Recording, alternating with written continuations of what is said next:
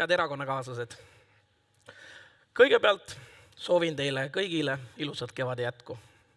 Tundub, et tänasega on selle talve viimane lumi tõesti ära sulanud ja aeg on looduse tärkamiseks.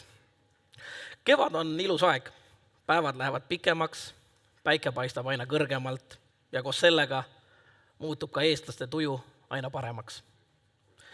Kõikide meie ümber olevate kriiside ja keeruliste olude valguses on äärmiselt oluline, et suudaksime ka kõige tumedamatel aegadel leida endas ja enda ümber selle killukese positiivsust ja rõõmu, mis aitab toetada meie vaimset tervist, hakkama saamist ja hoida ratsionaalset positiivset ellusuhtumist, mis on meile nii omane ja aidanud meil keerulisematest olukordadestki jagu saada. Aga tuleme nüüd mulle seatud ülesande juurde.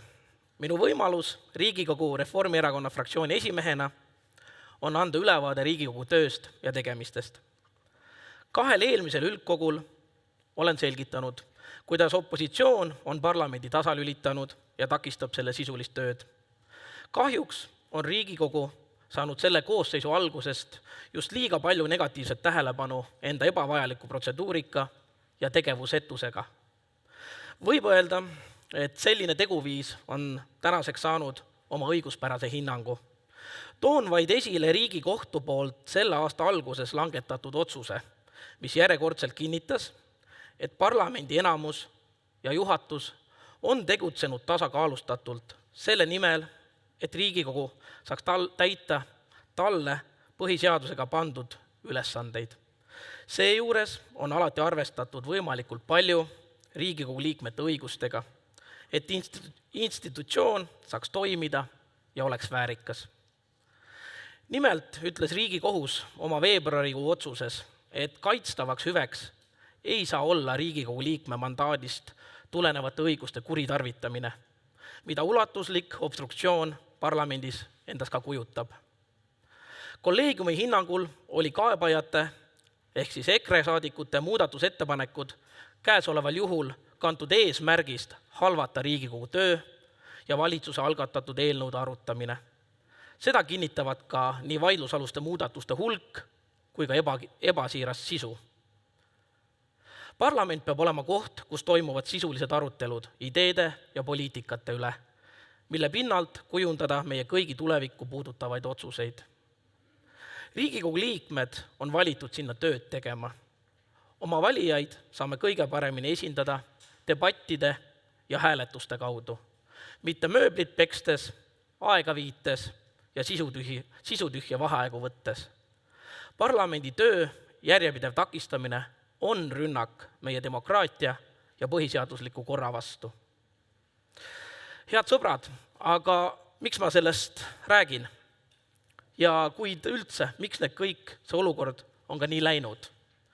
On üha selgem, et Riigikogust on saanud koht, kus käib võitlus kahe täiesti erineva Eesti eest. Meie soovime jätkata seda teed, mida oleme iseseisvuse taastamisest alates üheskoos käinud. Reformierakond seisab avatud, sõbraliku, eduka ja lääneliku Eesti eest. Tahame, et Eesti oleks hea partner ning eeskuju meie sõpradele ja liitlastele. Oleme olnud töökad ja ehitanud enam kui 30 aasta jooksul siia Euroopa paremasse ülenurka muljetavaldava kindluse, mida teistele eeskujuks tuua. Kindluse, kus igal ühel on võimalus omandada hea haridus, ennast teostada, luua kodu ja tunda end turvaliselt. Aga me ei tunneks ennast täna pooltki nii turvaliselt ja kindlalt, kui me oleks üksi ja liitlasteta.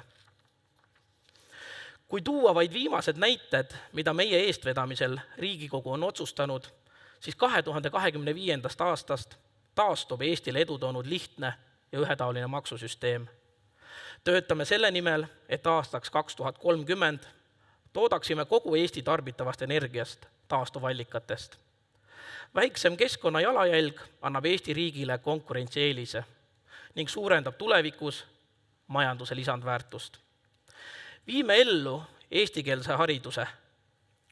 Suurendasime kaitsekulutusi rohkem kui 3% meie sisemajanduse kogutoodangust. Tänu sellele saame viia oma kaitsevõime uuele tasemele. Seda loetelu võiks veel pikalt ja pikalt jätkata. Kuid Riigikogus on teisel pool esindatud ka seltskond, kes tahab minna sootuks teistsugust teed, kes tahavad jätta meid üksi, ilma liitlasteta ja kelle meelest peaksime ujuma vastuvoolu selle suunaga, kuhu maailm liigub.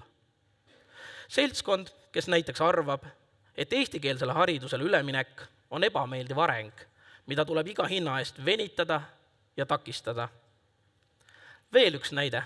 Ajal, mil meie seisame selle eest, et Euroopa jätkaks kindlalt Ukraina toetamist kuni nende võiduni, takistavad EKRE saadikud Riigikogus jätkuvalt eelnõud, mille vastuvõtmisel saaksime kasutada Venemaa isikute konfiskeeritud vara Ukraina aitamiseks. Jätkuvalt. Lisaks jätkab EKRE ka Riigikogu maine määrimist, kõnepuldi hõivamine ja undava kõlari toomine Riigikogu saali, et istungit takistada, on uus madalus. Sellisel käitumisel saab olla ainult kindel hukkamõist. Ühte saan ma aga lubada. Reformierakonna fraktsioon Riigikogus seisab vankumatult Eestile edu toonud tõekspidamiste ja väärtuste eest. Head kuulajad, sel neljapäeval oli 2 olulist sündmust. Riigikogu valis endale järgmiseks aastaks ajaks juhatuse ja avaldati kevadine majandusprognoos. Kui olla positiivselt meelestatud, siis prognoosis saab välja lugeda, et Eesti majandus hakkab aasta teises pooles taas kasvule pöörduma. Samal ajal hindade kasv taltub, kuid palgakasv jätkub, mis tähendab, et inimeste reaalne ostujõud suureneb. Teine inimestele oluline muudatus on see, et Rahandusministeerium hindab, et intressid hakkavad ajapikku alanema, mis jällegi vähendab inimeste kulutusi ja jätab rohkem raha keerulistel aegadel kätte. Tuleb siiski arvestada, et suurem taastumine toimub järgmisest aastast. Kuid majanduse keerulisel olukorral on olnud ka oma hind riigieelarvele. Lisaks vähenevatele tuludele oleme pidanud suurendama oluliselt ka vajalikke kulutusi. Näiteks võrreldes 2022. aastaga on kaitsekulutused või õigemini investeeringud tõusnud pea 560 miljonit eurot.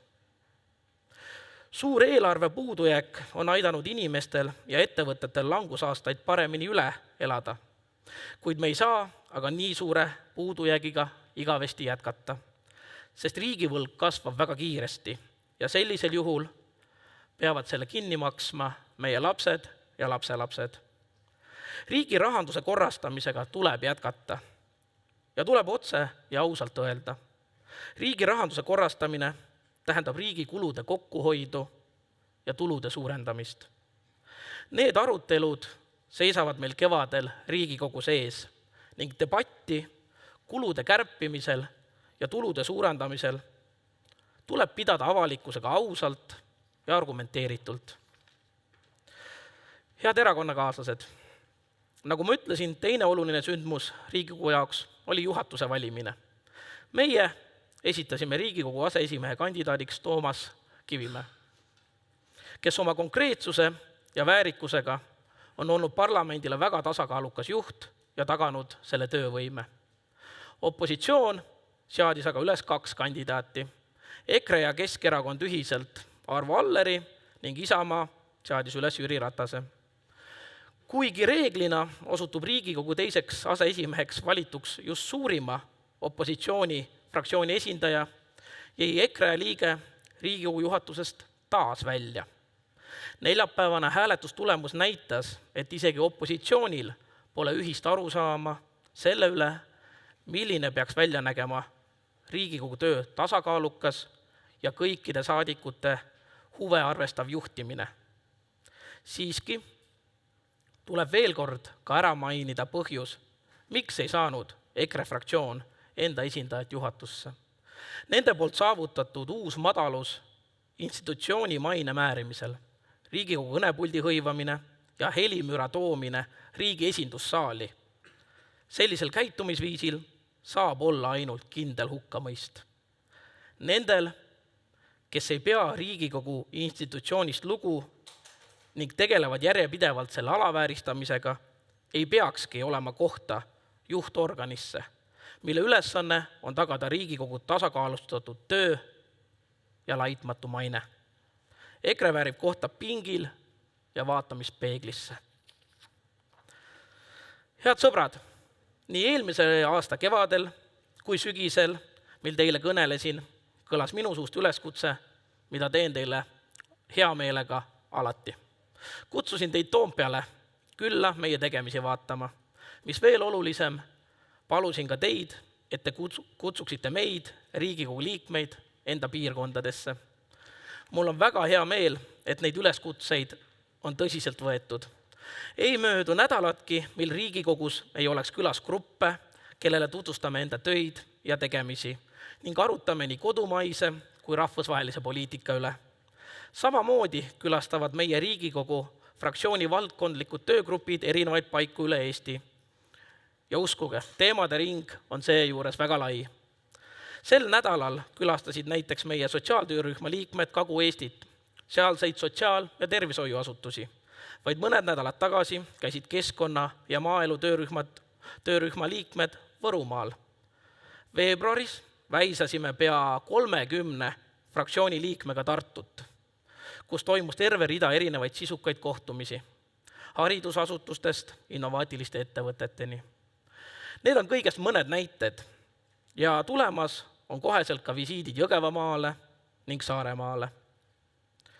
Juba ülejärgmisel laupäeval, 20. aprillil toimub Riigikogu lahtiste uste päev, kuhu kutsun kõiki osalema ja tutvuma meie fraktsiooni ja Riigikogu tegemistega. Ikka selleks, et Riigikogu töö jõuaks aina rohkemate Eesti inimesteni. Nii, et jätkame seda vastastikust suhtlust ja teineteise külastamist. See on kõige kindlam viis tagada, et oleksime üksteise murede ja rõõmudega kursis ning suudaksime ületada koos mis tahes väljakutsed. Aitäh teile! Elagu Reformierakond, elagu Eesti!